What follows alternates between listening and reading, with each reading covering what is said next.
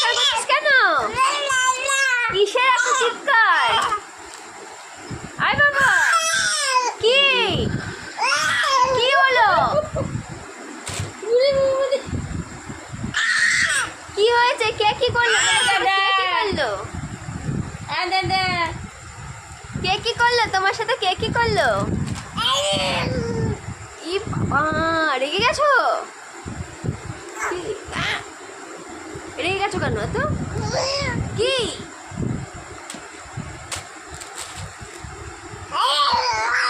বাবা রে, ছেড়ে দাও, খায় না, ওটা খায় না। রেগে গেছে।